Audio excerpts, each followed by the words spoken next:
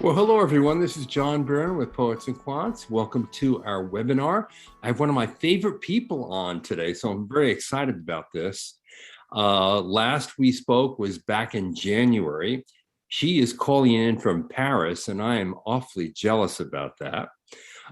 Let me introduce to you Devi Vallabhaneni, and she is a consultant with mbaMission, the very prominent and leading MBA admissions consulting firm. More importantly, for our discussion, she has interviewed many, is it in the hundreds or the thousands of Harvard Business School applicants? Probably in the thousands right now in real and mock interviews. There you go. And had been on the Harvard Business School Admissions Board for like 3.5 years. Is that correct? That is correct. And I was an alumni interviewer before then too. Exactly. So we're going to talk about what does it take to get into Harvard Business School? What kind of candidates do you end up competing with in that pool, which has got to be one of the most competitive pools for any graduate program in the world, period. And how are applicants actually reviewed? You know, when you get behind the closed doors of, well, I forget the name of the house, the house that's completely dedicated on the Harvard Business School campus to admissions. You know. Yeah, I know. Yes, I can spot it right now. And I've been in that house many times, and we run pictures of it on Poets and Quants. But I wonder, behind those closed doors, when the admission board meets, what those meetings are like. We're going to find out in this session. First, I want to just talk a little bit about Devi. And I want HBS admissions in the first place. I know you're an HBS MBA, for one thing. So maybe that allowed you to first get interested in admissions. That was part of it. When I was a second year, one of my friends would do the informational interviews. And one day he couldn't do them. And he said, hey, can you fill in? And I thought, oh, sure, why not? What's the big deal? I'll fill in for a friend. And little did I know that that would change kind of the trajectory of my life. So it was just so rewarding to represent HBS, to talk about HBS. And I loved my time there. So I'm, the perfect candidate to be able to share my experiences. But it was also just really heartwarming. Families would come together to check out the school, to check out the campus. And you can see then how it would be the start of the dream. Yeah, and for many, it is a dream. In fact, I have spoken to many applicants, and I'm sure you, who, back in high school, their goal was to be accepted to the Harvard Business School many years later. I should point out that before you went to Harvard, you were a consultant for a firm that doesn't exist anymore, Arthur Andersen. And then after you got out of Harvard, you went to Gap in San Francisco and worked in international business development and online business development. And that was kind of early days of online in the way, because that was it was actually called the eTel then. Yeah. So you haven't always been helping people to get into Harvard. And I should also point out that you're founder of something called MBA IQ. And describe what that is. It's a readiness program for MBA. So think of it as a concentrated pre-MBA course. So perfect for non-business majors to get up to speed, across the core curriculum. So tell us, what is the allure of working at admissions? Why is this something that seems to be a big and important part of your life? So to me, the way I view admissions is your life can go this way or your life can go that way.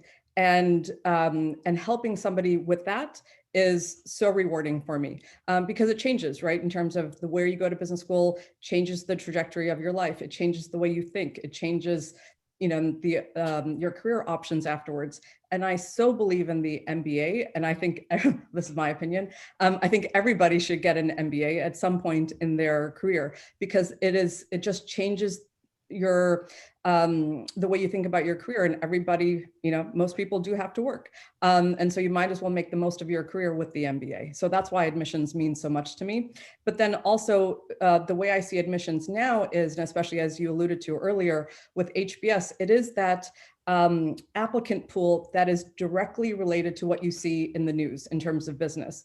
And so with admissions, especially HBS, I feel like I'm in the business of business because they are working on the newest business models, the newest innovations, the most compelling startups, the biggest PE deals. And so I learn something all the time. I feel like I'm back in class, and instead of analyzing a case, in terms of a widget, I view each client as a case study, but in this case, it's their life. I want to ask you a simple question, but I think it's an important one, particularly given what you just said. What is it really like to go to Harvard Business School? Because a lot of people wonder, is the kind of thing where you go there and what you find are, masters of the universe who have sharp elbows and who are there because they're greedy and they want to be kingpins and queens. And is it something that intimidates people? What does it really feel like? And I want you to get to the emotional aspects of being at Harvard Business School. I think everybody is in awe with everybody else. That's for sure. I remember distinctly, and I, when I was there, as well as my clients who are there now, they always say, "Was I an admissions mistake?" Because everyone is so impressive in all fields. It could be they were impressive in journalism, they were impressive in healthcare or banking or in education. So many fields, right, are represented. So many life paths are represented. And so for every, so-called masters of the universe, you see somebody who is completely self-made, who,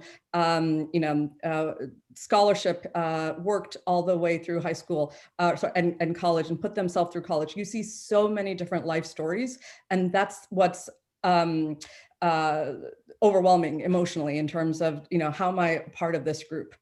So that's the personal side. And yes, there's imposter syndrome. And yes, you are motivated to do well. And, yes, your mind is open to so many ideas. And, but most importantly, I think it changes the way you think.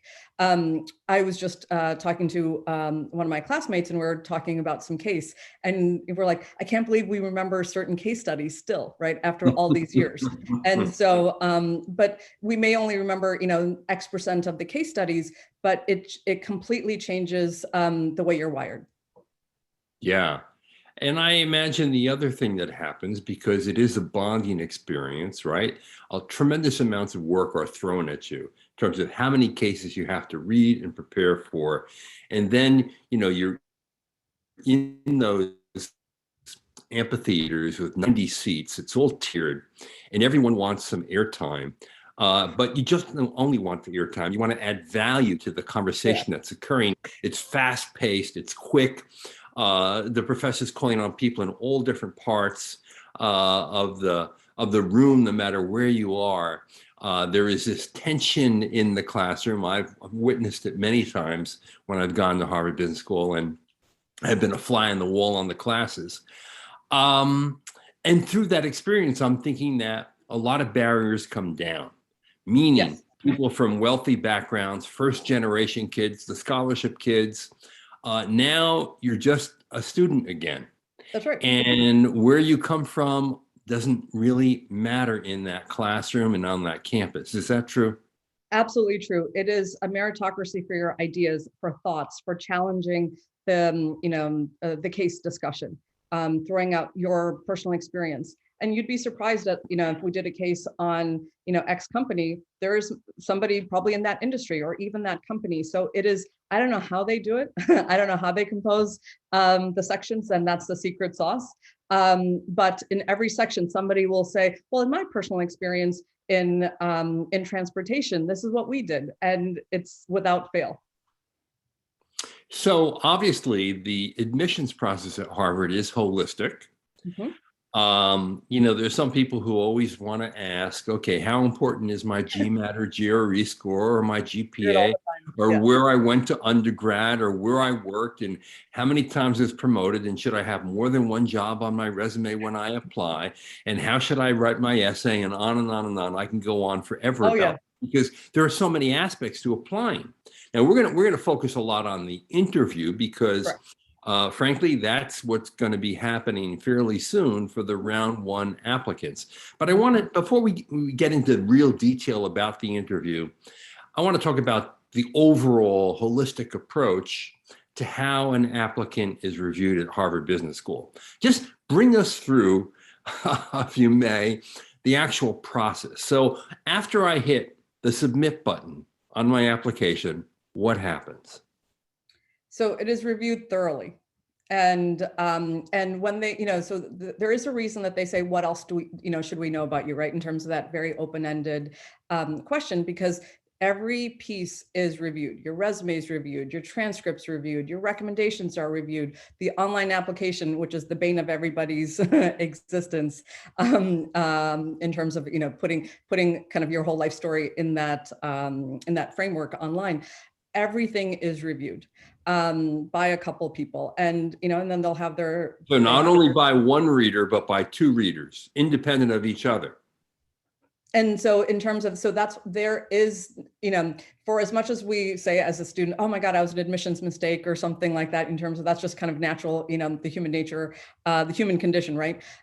It is so well thought through. There's so much deliberation. And as an interviewer, I would get nervous. I'm like, am I making the right decision? Am I making the right call? Everybody takes it so seriously because again, it goes back to your life can go this way or your life can go that way. And so people, I can honestly say every one of my former colleagues takes their role and their job so seriously because this is a life in the balance. And after it gets read by two people, does it automatically go to the board? Or if two people agree that this person should be interviewed, they get interviewed? That I'm not, I would imagine you'd have to ask Chad about that, but I can speak more about the interview. Okay, that's great. And I know you've been in that board many times reviewing candidates. Mm-hmm. At most schools, what happens is if two people agree, a person gets interviewed. And if there is a dispute, one says yes, one says no, then it goes to committee. And then the committee decides whether or not to invite that person in on an interview. Now, what's interesting to me about the HBS interview is that they're all done by admissions staffers. Yes. Some schools have alumni interview people, some schools have students interview people. And I think what happens there is despite whatever training these schools provide, you're going to get a less consistent, uneven assessment of the candidates.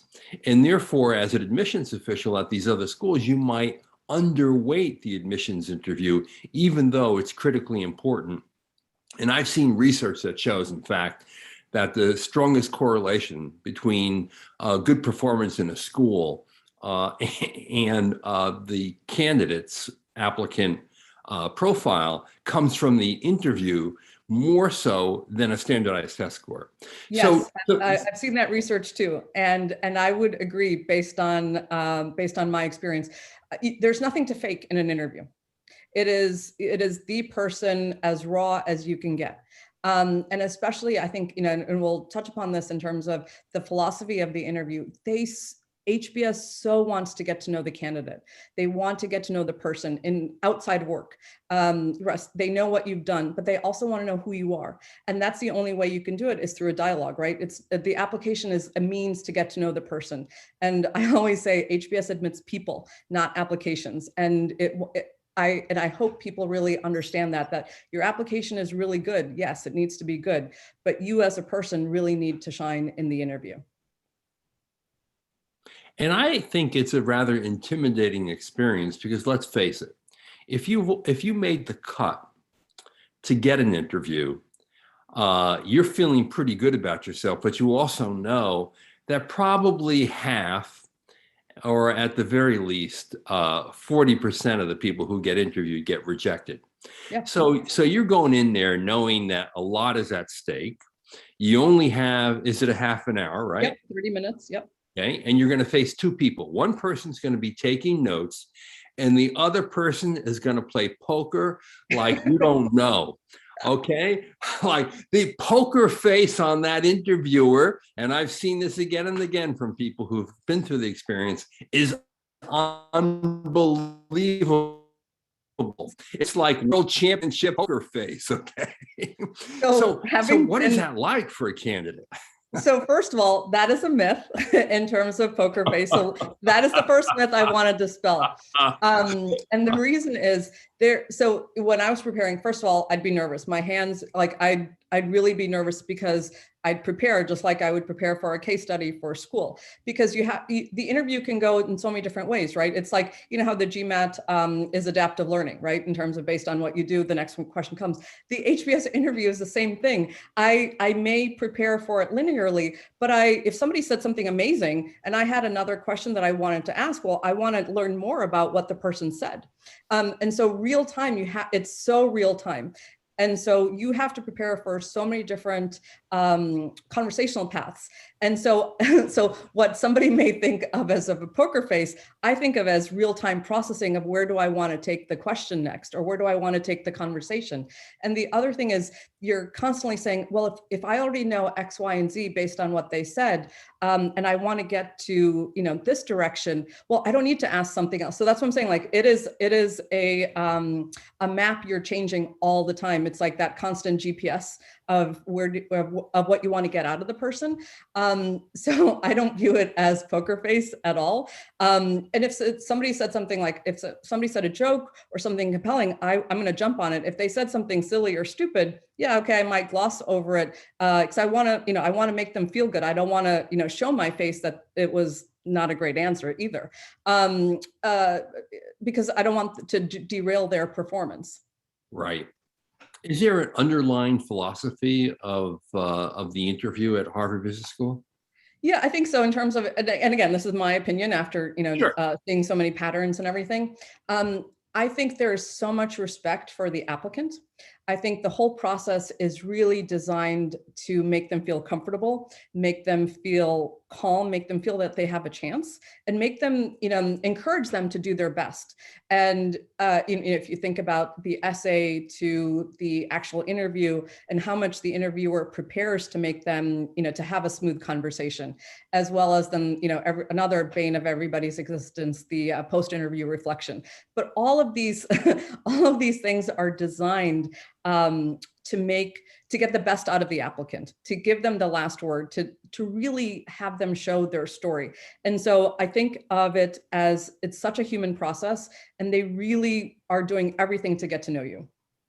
So what is HBS really looking for in an interview? Are they looking for professional presence? Are they looking for someone who's articulate? Are they looking for someone who is good looking? Are they looking for something that shows clear linear thinking? What exactly? All of the above except for good looking. No, I'm kidding. No, it's one of those, you'll know it when you see it type of thing. I don't think there's an archetype per se, and there isn't a checkbox of like, extrovert, strong personality, or there isn't anything like that. I think the bottom line is who are they as a person? What are their values? And sincerity, people's sincerity jump off the page, right? Or well, nowadays Zoom, you can really, see somebody's sincerity through Zoom. But also, what do they have to contribute to the community? It's very community based. And because of, the section experience and the case study experience, what does this person have to add? Can we learn from this person? Is their experience interesting? And also just character, right? Like Nitin, the former dean, would always talk about competence and character. And I often think of that as a framework in terms of the HBS interview. Who are they? What have they done? And where do they want to go? And Devi, I want to underline and put in bold what you just said. They're looking to see what you contribute, what you can contribute in a class discussion. Mm-hmm. What value will you add? And that's really kind of very important. How do you do that in an interview, though? How do you So demonstrate that? your work is one thing, right? In terms of your extracurriculars, your community aspects, your judgment. This is so, in the MBA interview world, I know HBS is kind of very different in how they structure it. And then kind of, a lot of the other schools have behavioral interviews. But I would imagine behavior is still part of, how they assess people at HBS in terms of its judgment, right? In terms of how have you made decisions before? How have you taken risks? How have you thought about leadership? How have you demonstrated leadership? How have you handled pressure? And so there's so many different factors, and that's why going back to that poker face, you have to assess. It's so real time. There is it's for as much judgment as the interviewee has to demonstrate, the interviewer has to demonstrate the same, if not more, judgment of how they want to move the conversation. Can it make or break someone's candidacy? Absolutely. Absolutely. I think in terms of, I've seen amazing applications where you're like, oh my God, I want to accept you, based on the application. And then the interview is so-so. And then you see, decent applications, they're good. And then the person just completely blossoms in the interview. So you see all different, combinations in between. But that's what I mean. The interview matters a lot because it goes back to, it's the person. I've seen interviews where the application's fine, they come from a very big applicant pool or kind of an overrepresented population. And you're thinking, how did this person get to where they are? If this is who they are, if this is how they talk in meetings, or if they talk in clients, you can't fake that. Yeah, right. Now, I would imagine that when you had to go to campus or go to an office in a major city, because Harvard would actually go to places like London and Paris and That's San right. Francisco and interview people, it was even more anxiety producing because then you have to wait outside while they're interviewing someone else in a line with other candidates, and then you walk in. Now, of course, it's all on Zoom, and I wonder how that changes the dynamic of the actual interview. So I think the interview itself is the same intention, the same spirit in terms of from the interviewer. I think I do feel bad for the candidates now because they are missing so much of the socialization in terms of, oh, I'm not the only one. You hear stories of how they make friends with each other. They get to see the campus. They get to see, have alumni talk. I would interview in London and Paris, and they'd always have events. And so again, the socialization part, I think it's so important because for some of these candidates, they may not have been able to come to Boston to see the campus, but here's another touch point for them to feel comfortable about the school. And that is missing. But I think the actual spirit of the interview, barring technical issues, is absolutely the same in terms of the gist of it, the meaning, the intention, the spirit, absolutely. And are there rules about how you should dress or how you should behave? I get this from our clients a lot of, what should I wear now that it's Zoom? And I'm old fashioned. I say you wear the same thing as what you would have worn going to campus. And I want to see a suit. Again, this is my opinion. Obviously, you're free to wear whatever you'd like, but it is and I say you should dress professionally. And the reason is, it's if you are so nervous about getting your dream school, why don't you it's the same thing. You show respect, show the gravitas, dress to reflect the gravitas of the moment. And so that's why I say that. You also just project yourself differently, right? In terms of, when you wear a suit or when you dress up. So that's why I suggest that for my clients. Again, that's up to you of what you think is appropriate. So don't show up in your jammies. Yes, I think that is I think that would be a safe statement for sure. Now, given the adaptive nature of the interview, is it really possible to prepare for it? I think so. I think there are a few veins of preparation. Number one, your personal story, right? In terms of you grew up, your family life, your values, what you want to do. I think that and a lot of that you can was probably organized through your, as you were working on your application. Then the other thing I think where a lot of people do need to practice is how they talk about their work. And these are the patterns that I've seen over time. A lot of people think their job is like this, when in reality, it's like this. And they may not know how to talk about their job vis-a-vis other business functions. If somebody's in finance and they actually had some product experience, right? They still think of themselves as finance. And so that's what I mean by helping them see and frame their job differently, especially vis-a-vis their goals. So I think that's a really big part of prep. The other big part of prep that I've seen for people is they speak very technically about their job and not necessarily strategically.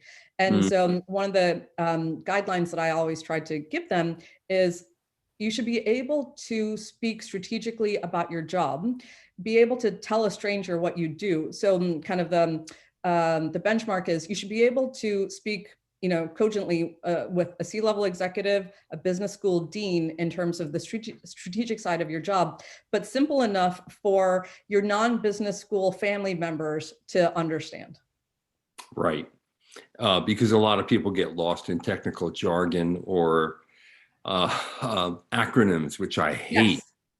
Yes, and also, yeah, that's exactly right. Or they think of the interviewer as a colleague, as if I know exactly what you are working on. And so, yeah, you're right. I don't know what project you're working on, but speak to me in a way that I can understand it. Now, we have at Poets and Quants plenty of stories on the most likely interview questions asked.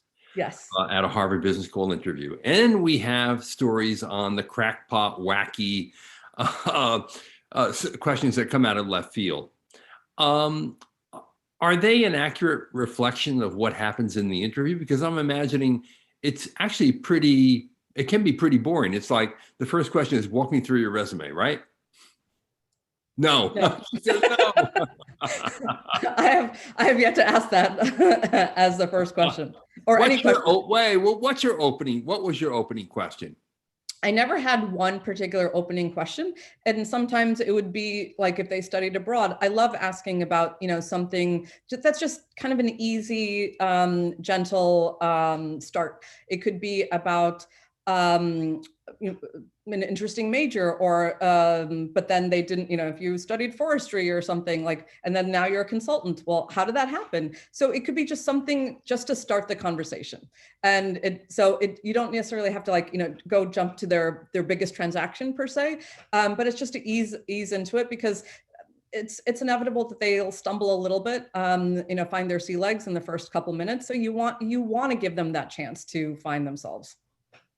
Yeah, exactly. So actually, as an interviewer, you're looking to establish a more casual, relaxed tone by essentially throwing out a pretty softball question. That's what you're telling me. Well, you can read between the lines however you'd like, but no, it's also just, I think the first question is just nerve-wracking, right? In terms of it may be about their resume, it may be about how they got into the field per se. It's so many different things. It's a good warm-up. It's a good way for them to just ease into it, and then we can pick up the pace and we can talk about some of the cool things that they've worked on, both professionally or extracurricular. There's so many, it's definitely not for a lack of topics, that's for sure. Right. In an interview, you're looking for stuff that expands upon what you already have, or stuff that reconfirms and reiterates what the applicant has submitted? That's a really good question. I would say for me, the reconfirmation, it's a little, I would say that's a little bit, you can get that pretty quickly in terms of and also there's so much homework for the interviewer, right? In terms of, I used to read the application several times. even before I even thought of like, okay, what do I want to ask this person? And so by that, and then if they're, let's say they're at a startup that I haven't heard about before, I'll research the startup. So I am definitely going to meet them where they are. And so I want to know as much about the person before even the interview. And the reason is 30 minutes is going to go by super fast. I always say it's the fastest 30 minutes that you'll ever experience. And so I would be doing them a disservice if I weren't prepared for the conversation, if I weren't prepared for the weight of the moment. And so that's why I don't really think about reconfirmation, because that's a byproduct, right? Of being able to, so I think of the application as a starting point from which to build. Yeah, that's a good point. Now, when you mention, preparation, I imagine that one of the things that can torpedo a candidate immediately is if you come off as too scripted. And I think actually Dee Leopold, the former managing director of admissions at Harvard, said this publicly. Don't come in here and showing that you're incredibly rehearsed and scripted, because Agreed. that will turn us off immediately. Isn't that right? Big time. Big time. One of the most annoying things was having to repeat the question, because that means you're not listening to me. Right. People answer questions that weren't even asked. That means you're not listening. That happens all the time. So then you'd have to repeat. It does not feel good for either the applicant or me. And then you're like, why can't you listen? Yeah, and listening is a skill, and people who tend not to have it tend to be self-absorbed and narcissistic, incidentally. Not that I'm over interpreting this, but I think that is often a conclusion. So what does it mean to be authentic in an interview? Because I'm thinking, we use that word often, authentic and genuine. It's overused in our language today, but certainly that's what is being sought here during this interview process and the dynamic that comes from it. Yeah, so going back to just one thing that you were saying in terms of, the overly scripted, yes, there could be threads of narcissism that I don't know per se, but in terms of, I think people, because there is uncertainty, right? It's not a traditional interview of, oh, I'm going to say this and I'm going to say that, like a traditional behavioral interview. So I think there's just a natural tendency to want to control what you say.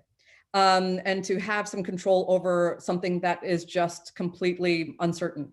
And so I think that's why people rehearse and think of it as a speech and a presentation versus a conversation, which is, inherently uncertain in terms of the path. In terms of authenticity, like right now, I'm stumbling over my words. That is authentic in terms of it's not rehearsed. People can say ahs and ums.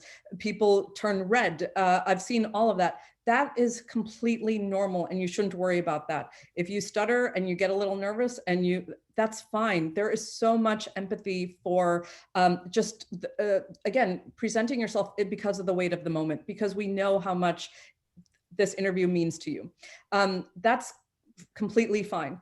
Authenticity is also something about, when you are asked something like, hey, tell me that project didn't sound like it went well. You have to own, people are rushed to own all their accomplishments and all the good stuff in their resume. Well, you know what? You kind of have to own all the stuff that didn't go so well also. And so it's about being authentic to things that didn't work out. Yeah, that project, you know what? I completely underestimated that task, and I messed up. But from that, I learned X, Y, and Z. Okay, now we're getting somewhere. Right, exactly. What are some of the common mistakes people make? Okay, we already talked about being too scripted and rehearsed, or certainly showing up in your jammies, or displaying an arrogant attitude. Well, what are other common mistakes that candidates might make? I think I have seen this many times. It was like, oh, there's three things. For every answer, there's three things. And, people don't talk like that, right? Like in terms of, you don't go to a meeting with your colleagues and over lunch, you're saying this. And what if you had a one-on-one with your VP? You don't say three things. And so people, I feel like they want to impose some kind of framework for their answers. And you know what? You just have to answer the question. You don't need a framework per se. Yeah, and if you do three things, do it once. Don't do it more than once during a half-hour interview. I've had several interviews where it was the entire 30 minutes.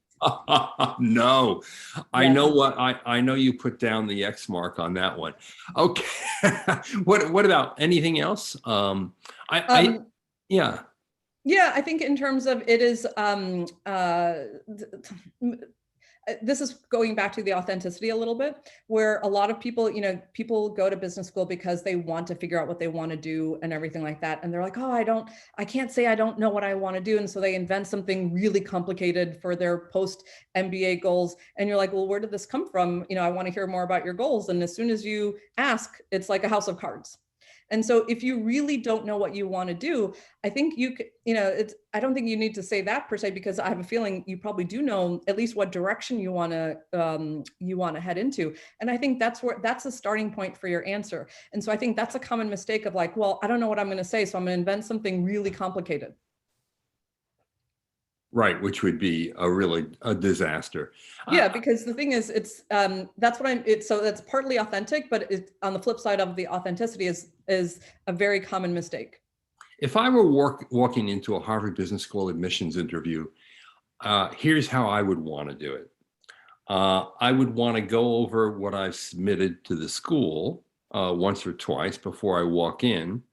I wouldn't do it the day before. The day before, I take a complete break. And when I walk into that interview, I want to be just me. I don't want to be somebody else.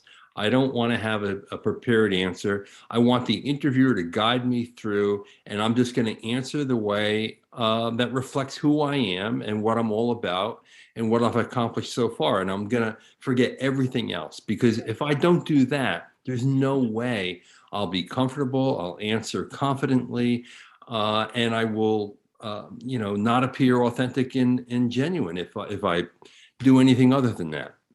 So do you know how easy that sounds? Of course, it sounds so easy, but because the stakes are so high, the anxiety gets in the way of just being yourself. Well, it's anxiety, and there's so much misinformation, which is why this is really important to me in terms of to be able to have this opportunity. Nowadays, when I applied, of course, there was no internet, and you just did your best, and you weren't affected by somebody else. Now, the thing is, it's great when people share their experiences. Yes, that's important. However, because it's so individualized, now, the poor candidate, reads 5 different interview experiences and thinks that's going to happen to them, when in reality, their interview experience is going to be completely different. And so that is a huge source of anxiety. And so therefore, it affects how they prepare, unfortunately. I'm also thinking that even though there's consistency across the number of interviews that Harvard Business School has, there are differences. Huge. I mean, it's well known that there's an interviewer in New York who's particularly tough. Now, whether you know about that or not, I have no idea, but this guy has a reputation, okay? Yes. So depending on who you get, it can be a very different kind of experience. Isn't that true? Well, yes and no, in terms of, I remember getting feedback that I was kind of tough too, but at the same time, in terms of no, Devi. Yes, no, but it was, it's not, there's no intention of being tough. It is about somebody, some people have their own style. Some people take copious notes. Some people ask some interesting questions to get to the psyche of the person. So everybody has a little bit of their own style to get to the answer. So I don't view it as somebody being tougher or another, but at the same time, that's where you can't take energy from the interviewer. You still have to do your best. You still have to think on your feet. How they ask the question might be a little different, and maybe non-traditional, but it's pretty consistent. I mean, but that may be, the way they do it, and I'll do it differently, and we'll still get to the same answer. Right. Now, as we mentioned earlier in your introduction, you've interviewed thousands of candidates. Can you recall a few memorable interviews, both good and bad? One interesting one is there was a candidate who had a pretty traditional path, and the answers were also, lockstep. And there was just, and again, it's not like I was preparing this question, but I was, just listening and kind of feeling out the conversation. And I'm like, so, this is all great and everything. So, but what's the biggest risk you've taken?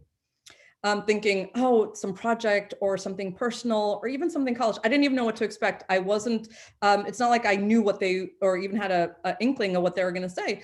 And they said, oh, I tried Burmese food last week.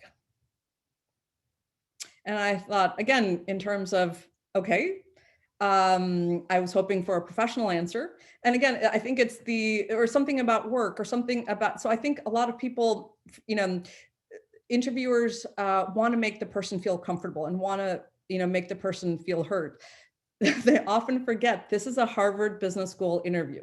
Don't forget the context. Right. So that was really the wrong answer. Incidentally, I don't think, trying a new food is exactly very risky. It tells me about how risk adverse you might in fact be, to be honest. Yeah. And so that's where I was like, it was just, again, and sometimes, and that's where I was also in the moment based on kind of just how the conversation was unfolding. And so I thought, well, okay, so again, everything was lockstep. And I thought, well, I want to learn more about something. So that was, I don't think of that as a curveball. It was just more of, another layer of getting to know the person. So that was one where it was like, okay. And then the other one that I still remember which conference room I was in at Spangler. And it was that memorable. This person after the interview, and as we're wrapping up and everything, he came out because he said we made him feel so comfortable, and he didn't put it anywhere on his application, and he just wanted to add that into the conversation. But it was because of he felt heard, he felt completely comfortable, and everything. And it takes a lot of guts to do that. Absolutely, yeah. I mean, is there such a thing as a perfect interview anyway? No, that's Right. the thing in terms of everyone thinks, oh, I have to do this to get the perfect answer, the perfect cadence, the perfect stories. There is no such thing. I even say you can probably mess up a question and still do okay. It's as long as you don't get derailed, that's number one. The other thing is, this is a human experience. It is not an academic experience. I have seen people prepare complex spreadsheets of all the things that they might answer and have, well, if I get asked this up front, then I'm going to answer this. And it's like an algorithm, and you can't do that. You can't program your answers. Or it's a mechanical of like, oh, I hear it's 30 minutes and I understand it's about 20 to 25 questions. So therefore I'm going to limit my answer to about a minute. This is not mechanical. You have to be in the moment. It goes back to judgment. There is no perfect interview. That's the first thing I hope people realize. But it is true. If you go on and on and on, oh yeah, the question, absolutely, that is a bad sign. Yeah, I've cut people off. Which has to be pretty discomforting to the candidate, but you need to, because and me too. It doesn't feel good. Because here's the thing. You don't want that person in a classroom that's with a fast-paced discussion going on and saying virtually nothing. That's right. And going back to like the biggest mistakes, I think a lot of people say, I have to say everything about my job, or I have to say everything about this really cool project. No, you don't have to say everything. You need to tell me the most important thing. And that's where judgment comes in. Now, I think one of the weird things is I talk to a lot of people who come out of that interview and they think they messed up. Yeah. Maybe there was one question that wasn't answered with the clarity or the thoughtfulness that they thought it should have been answered with. And they come out and they're down. Mm-hmm. And I wonder if that's more a function of, I'm going to put it back again, the poker face, and not getting reactions from the interviewee, so you don't feel like you've made a connection. And that's the only reason you come out, and you come out with a negative feeling about it. Well, I think it is, in my humble opinion, I think it is more normal to feel like you bombed the interview than to say, yes, I aced it. Like, and I have yet to meet somebody who really feel that they've aced it. and it goes back to, judgment. There is no, there is no marker for doing great in terms of, I think for the interviewee, you could always say more, you could always say it better. It's just like if you got cold called, you could always do it better, right? And so I think this is where the post-interview reflection comes in. And also just to know that this is normal. It's normal to think that that you may have messed up a question or two. But what you think you messed up, it was probably okay. And what's the role of the observer, the person who's taking the notes? So a couple of things. One, it's another eyes and ears, because it goes back to the interviewer, has to navigate the 30 minutes so preciously. And so, sometimes there could be missed. I remember I was an observer once where, again, the interviewer did great in terms of navigating the 30 minutes, but I could recall probably on two hands that this person didn't answer the question directly. He would, dance around the question and everything. And then, and then I think I probably even jumped in once of like, oh, well, what did you mean by that? The interviewer can jump in, absolutely, because you're addressing both. And so it's another eyes and ears, and to really help out the interviewer, because they are navigating so much at once, real time. Yeah. Now, Harvard is unique in requiring this post-interview reflection within 24 hours of the interview. And I wonder, how can candidates best use that reflection to just put the cherry on the topping and maybe close the deal? I think this is where that authenticity matters, in terms of being truthful of like which parts you really enjoyed about the interview, maybe which parts didn't go so well that with hindsight, with a little bit of reflection, it's inevitable that you walk out of the interview and you're like, oh, I should have said this, right? It's just it's natural. I'm sure I'll do this after our conversation, John. Like, oh, I should have added that. It's human. And I think that's where the post-interview reflection comes in. If they're sincerely enthusiastic about HBS and how it's going to help them with their career goals, that's again something that they can, as you say, close the deal. But it goes back to authenticity. It should reflect kind of the tone of the interview, I think. Yeah, and I have to say, I give Dee a lot of credit for thinking that up, because it is so unique in MBA admissions, and I think it's a brilliant exercise on a number of levels. Number one, because of what you just said, there may be something that you could have said clearer, you didn't say at all, that you regret, and now's your chance to put it on the table. Sure. Secondly, the pressure of communicating by an email, which is what we're all doing at work every day, and it's a common thing, is really important, because that email should be clear and concise and thoughtful.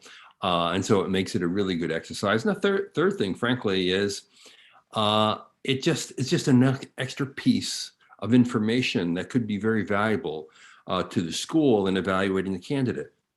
Absolutely. I think it goes back to what we were saying, at the beginning of our conversation, of all the touch points and all the elements of the application. It is really out of respect for the applicant. It is to give them any benefit of the doubt. It's to give them every possible chance. And that's why there's so many resources at HBS dedicated to admissions. They take it so seriously. There have been times when, like, after a day of interviews, it's like, oh, these are big decisions. These are really, really big decisions.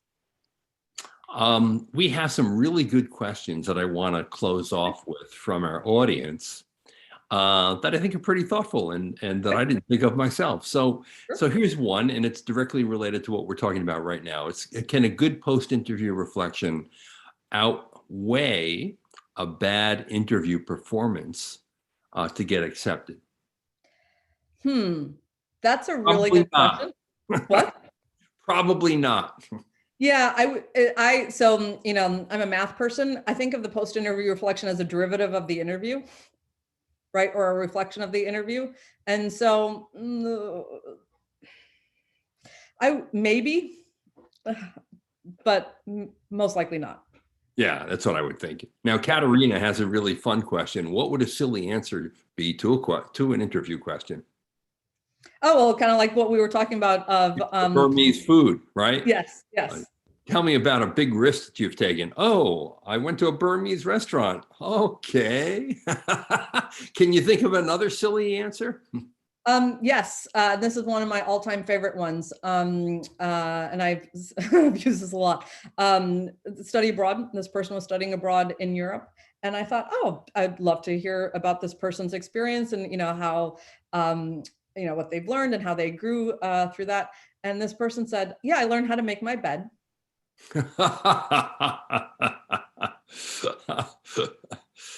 All right, Katerina has another really good question, which is this: how long should an answer be? Should it be 30 seconds? Should it be 60 seconds? Should I be waiting for you to cut me off? Not that. Definitely not that one. Okay. No, and it goes back to I don't think the interviewer is there with a stopwatch, 30 seconds, 60 seconds. I don't even know what that sounds like.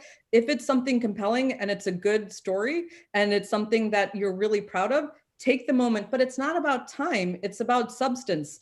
And that's what prep can do, is you can pack a lot in an answer without taking a lot of time if you know your story well and know which elements you want to include in that.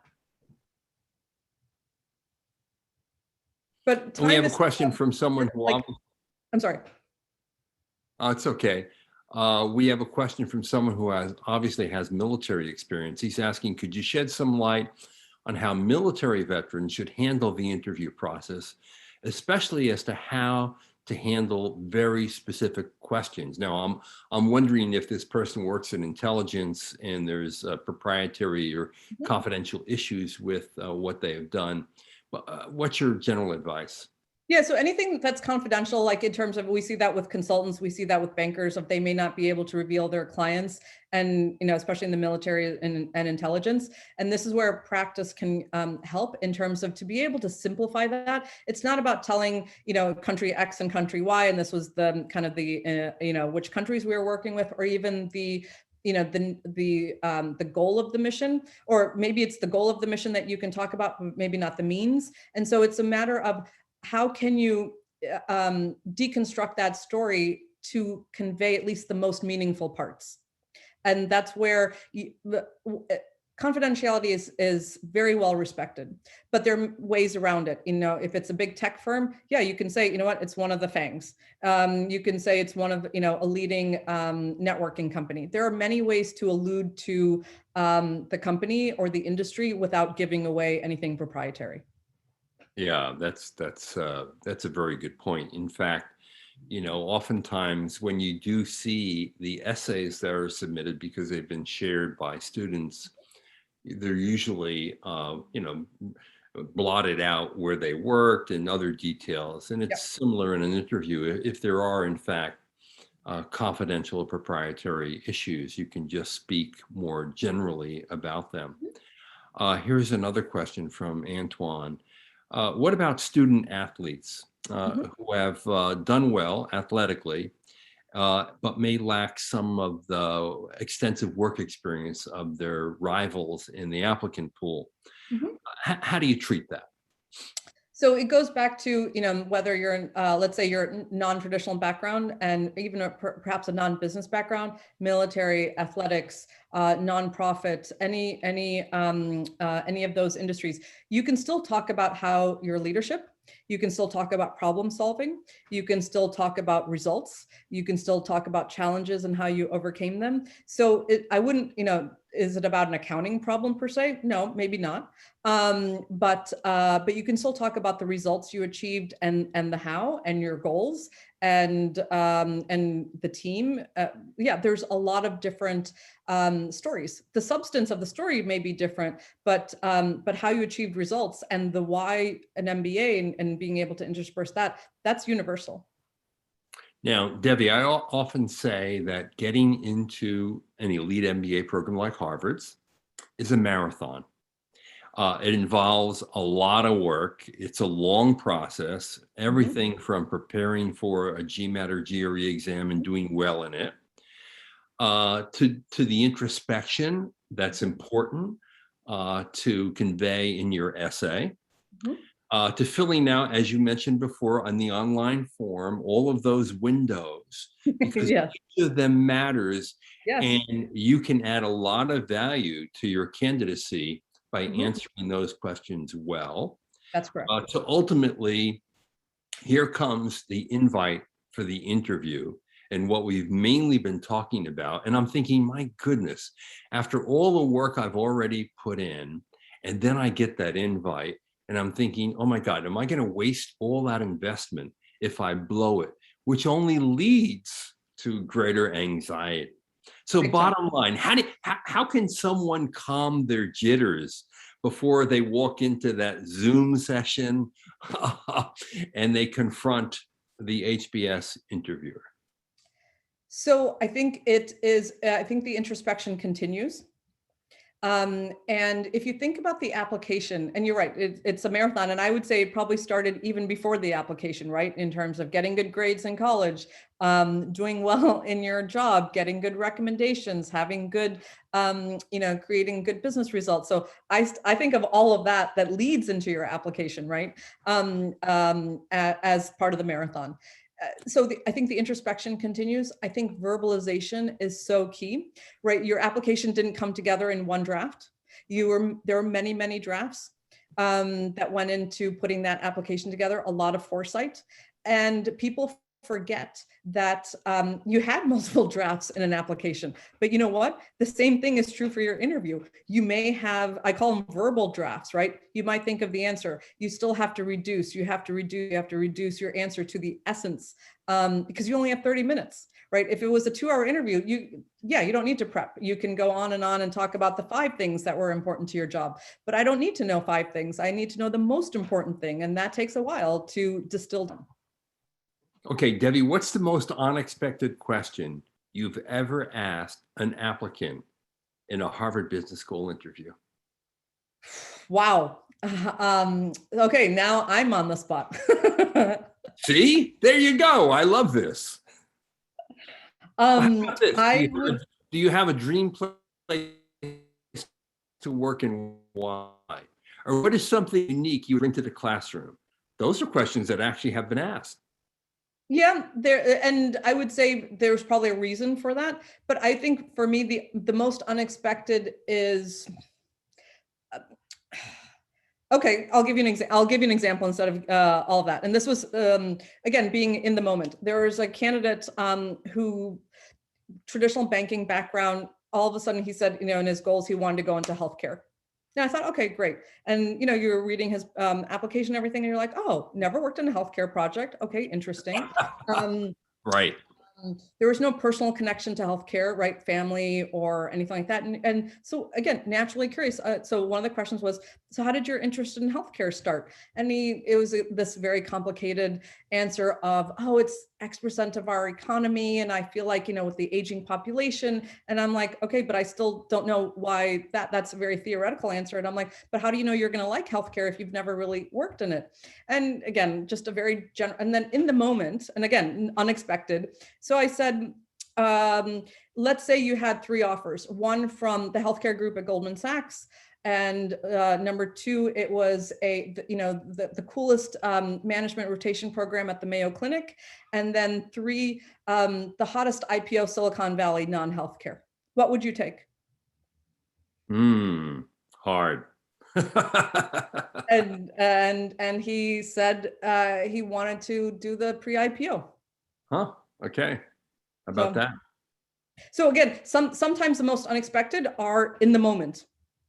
Yeah, exactly. Okay, I want to give you what I consider to be a really hard question. This is our last question of the session. We're running out of time, but I love this. And it's from a story that we ran, and the title on it, if you want to just have some fun, is Routine or Oddball? These are questions Harvard asks MBA applicants.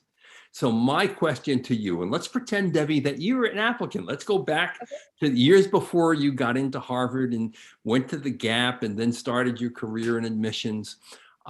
Here's the question. What have you heard about the Harvard Business School that gives you pause? Now, that's a tricky question because do you say something that's potentially negative about the school, or do you punt and say something else that might actually come off as unauthentic? I think the natural tendency is to do the humble brag version of like, oh, I hear it's really hard, or I hear the case studies are intense. of course. But I think there is room to say, yeah, I think there are and it was certainly true for me there are all these myths. Oh, people are that masters of the universe, or it's arrogant, or all like you're not going to find your way. But I think that's where you can, yes, those are myths, and those are kind of, from many decades ago. It's so not that way now, or when I was a student, it was completely far from it. So I think there is a way that you can be completely authentic. And it's not that HBS hasn't heard some of these, right? Like in terms of course. if anything, HBS is one of the most self-aware schools in terms of admissions. They've heard everything. And so I think this is where you don't need to have the humble brag equivalent and be honest, but then say why it doesn't matter to you, or why it's a myth, and say, but I've met so many prospective students, and I know so many students or an alumni who are nothing like that, and which is why I want to be able to go. Always connect it back to you. That's great spin, man. You should have been a politician, Devi. You really should have been. The diplomacy here is unbelievable. I like my alma mater. And I love your alma mater too. And I really, it's a spectacular place. And let's face it, when you think about the MBA degree, period, the quintessential place you think about is the Harvard Business School. And that's always been true. And I think it always will be. Devi, what a pleasure it's been to spend this hour with you. I've learned a lot myself, but more importantly, I just like to see your smiling face. It's always nice to connect, John. So this is John Byrne with Poets and Quants. We've been speaking with Devi Vallabhaneni, who is with mbaMission. She's one of their superstar consultants. And I don't know, do you still have room on your list to work with round 2 clients, or are you already taken up? I only have a few spots left. All right, there you go. So if you have been inspired like me by Devi, you better go to it and sign up with her, because frankly, if I was an applicant right now after this session, I'd be filling out that online form and I'd say, I want to work with Devi on my round 2 app. So there you have it. We hope you've enjoyed the session. We hope you've learned something from it. More than anything, we hope that it's going to give you some comfort that if you get that invite, you can walk in and be your best self. Thank you so much for watching. And Devi, thank you for participating. Thanks, John.